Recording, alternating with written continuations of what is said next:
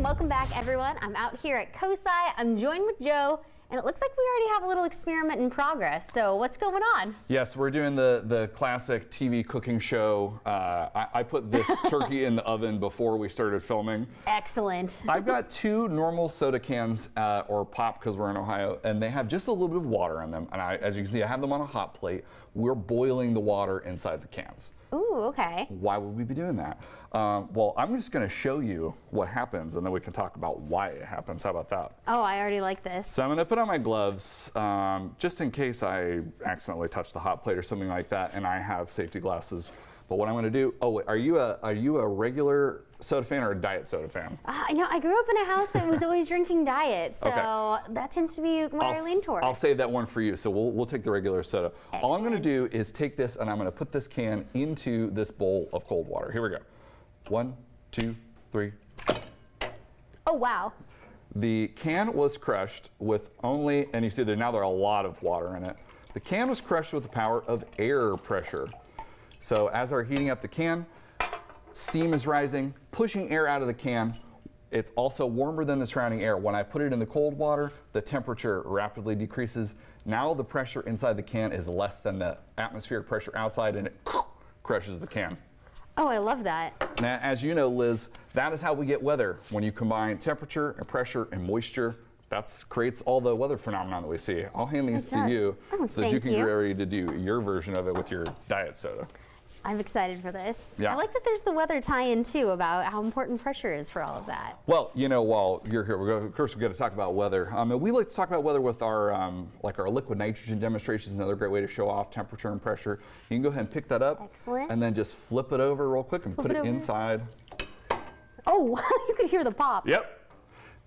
So this would be just the same thing as if you took that can and you sunk it down to, you know, very deep in the ocean. Of course, the pressure inside would be greater than, or outside would be greater than inside, and it would be crushed. So yeah, we don't normally think about the air pressure that's pushing on our bodies because, of course, the pressure inside our bodies is equal, so we're not getting crushed. But when we mess with the air and temperature, then we can get some cool stuff. Oh, I love that. I like that this is kind of a fun experiment where even if you don't go as extreme with the hot plate, you can even kind of do this at home.